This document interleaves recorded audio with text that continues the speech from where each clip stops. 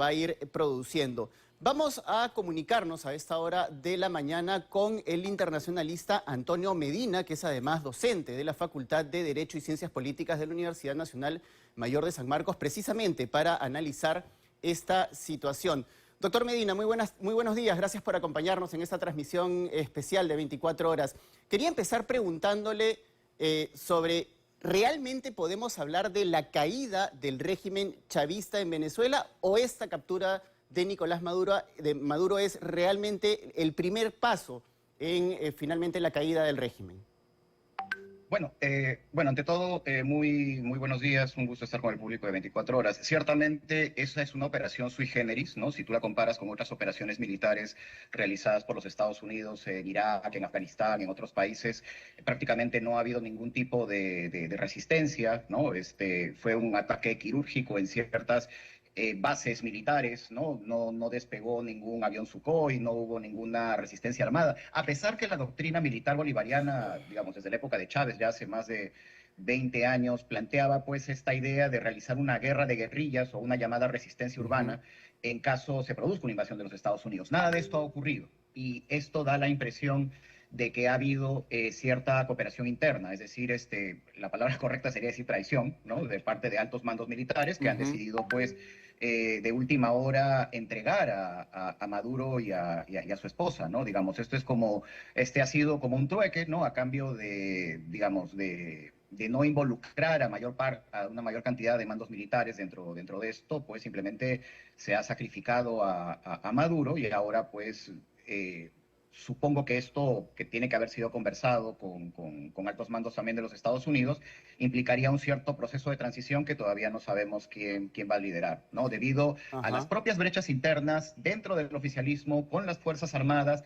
con la misma posición de la propia oposición venezolana, que tampoco, digamos, considera digamos, algún tipo de negociación con el oficialismo. Esta es una situación completamente nueva, Claro, ¿no? ahora, doctor, es interesante lo que usted precisamente ha planteado porque todavía, digamos, quienes ejercen el poder real en Venezuela son las personas que acabamos de mencionar, Vladimir Padrino López, Diosdado Cabello y los hermanos Rodríguez, que, dicho sea de paso, en este momento Delcy Rodríguez se encuentra en territorio ruso, ¿no? Salió precisamente horas antes de que se produzca este ataque, lo cual también ha llamado la atención de algunos internacionalistas. ¿Qué opina con respecto a esta situación? Y se lo pregunto porque usted habló de la palabra traición, lo cual ha resonado mucho también en el análisis durante estas primeras horas. Sí, no, definitivamente ha habido una traición de por medio por parte de los más altos mandos militares que apoyaban a Maduro. Es decir, la idea de que Maduro pudiera salir de Venezuela y exiliarse en Rusia o en Cuba ha estado, digamos, presente por mucho tiempo. Esto es algo que se ha conversado por mucho tiempo e incluso Maduro no ha tenido ningún tipo al parecer ni siquiera de sospecha. Hasta el día de ayer Maduro hablaba sobre la posibilidad de incluso realizar privatizaciones para el ingreso de empresas transnacionales estadounidenses al territorio venezolano. Es decir, Maduro ha estado dispuesto a ceder todo lo que podía ceder para poder mantenerse en el cargo, pero su presencia se ha vuelto insostenible y en ese sentido yo creo que sus altos mandos le han dado la espalda, ¿no? Y esto digamos, abre un espacio que puede, digamos, terminar en un proceso de transición que lleva a elecciones, pero que para eso, pues, lo primero que se necesita es que haya un acuerdo entre las distintas facciones, repito, enfrentadas entre sí, y que la oposición venezolana también acepte los términos de digamos, de esa negociación, porque si no, Y lo que se viene es una situación... eso es algo sumamente interesante, doctor, precisamente porque ahora hay que preocuparnos por el proceso de transición. No va a ser absolutamente nada fácil teniendo en cuenta todo lo que hay detrás, porque, a ver, estos dos personajes, Diosdado Cabello y Vladimir Padrino López, son personas que tienen muchísimo poder en Venezuela y que prácticamente han desinstitucionalizado, junto con toda la cúpula del régimen, a Venezuela. ¿Cómo producir o cómo realizar o cómo construir una transición saludable y beneficiosa para todos con un país prácticamente en la ruina institucional, que es como se encuentra Venezuela en este momento, doctor? A ver, eso depende mucho de lo que se haya negociado al momento de entregar a Maduro, ¿no? Es decir, La señora María Corina Machado había hablado sobre privatizaciones, sobre el ingreso de capital transnacional, pero yo creo que algo fundamental aquí es el levantamiento del bloqueo y de las sanciones, ¿no? Es decir, Exacto. Estados Unidos no puede estar capturando barcos petroleros, tiene que garantizarse la libertad de comercio.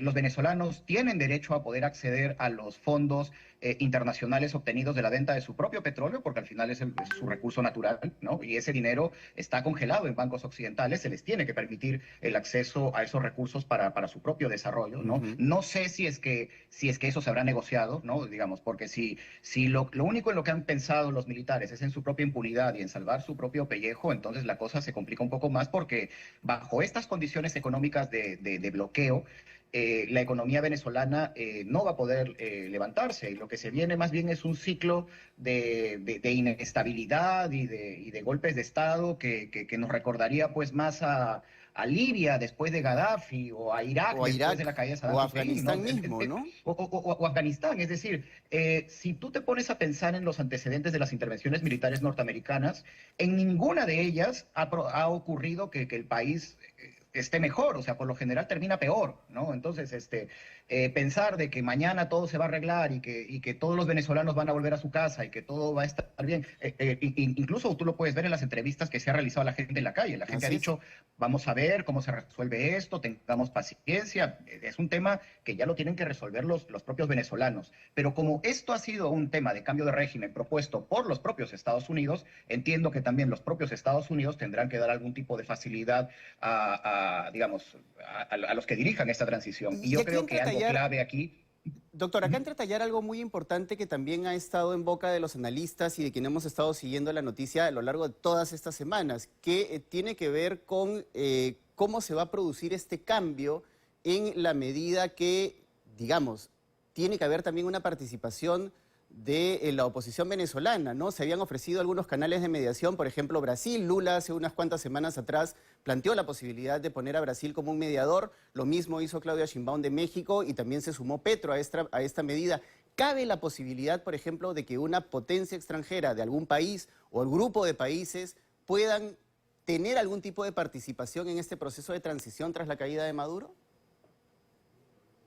Es una situación un poco complicada porque esto nunca ha ocurrido, ¿no? O sea, Ujú. es decir, en 250 años que existen los Estados Unidos, jamás en toda su historia, nunca ha intervenido militarmente de la forma como lo ha hecho en el continente sudamericano.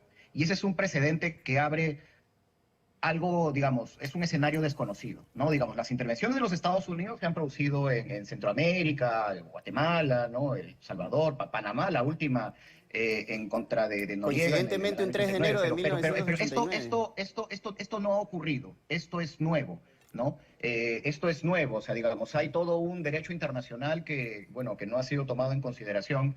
Se ha realizado esto prácticamente de manera unilateral, ¿no? Ha sido una decisión de los Estados Unidos. Y es más, o sea, algo que han dicho es que va a ser que Maduro y su esposa van a ser juzgados en Nueva York bajo leyes de los Estados Unidos, ¿no? Es decir, ni siquiera es que esto vaya a ir a un tribunal internacional, a la Corte Penal Internacional o similar. O sea, esto se va a juzgar en los Estados Unidos por leyes estadounidenses. Entonces, aquí de lo que estamos hablando es de un orden internacional que es totalmente, digamos, que tiene reglas totalmente distintas a las que nosotros hemos conocido en los últimos 80 años. Entonces, es muy difícil predecir qué cosa es lo que va a ocurrir ahora. Claro, doctor, y usted es importante lo que ha mencionado, los precedentes. ¿Cómo se va a comportar América Latina tras esto? Hay que tener en cuenta que el próximo año es un año electoral para casi todos los países de la región. Ya hay un importante viraje hacia la derecha en la región con las presidencias, por ejemplo, en Chile, en Bolivia y algunas otras que se han producido este año. Pero claro, por ejemplo, nosotros tenemos un proceso electoral el próximo año, igual Colombia y otros países de la región.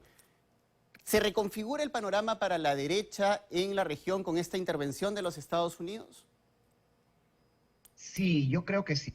Yo creo que sí porque a ver, si tú lees la última estrategia de seguridad nacional de los Estados Unidos, ellos han dejado muy claro su interés por dejar de ser un poco la policía del mundo, ¿no? Los garantes de los bienes jurídicos globales y más bien concentrar sus esfuerzos en el hemisferio americano, ¿no? Ujú. Y por supuesto un interés de mayor prioridad es evitar digamos, o reducir al menos la presencia de países como Irán y Rusia, pero sobre todo de China, ¿no? Entonces, las intervenciones que ha hecho en torno, por ejemplo, a temas como el Canal de Panamá, o de anexarse Canadá y Groenlandia, o de hablar del puerto de Chancay, son cosas que deben concernirnos a nosotros, porque el Perú, por ejemplo, es un país que tiene una fuerte dependencia económica de China. La mayor parte de países en Sudamérica ya tienen a China como principal socio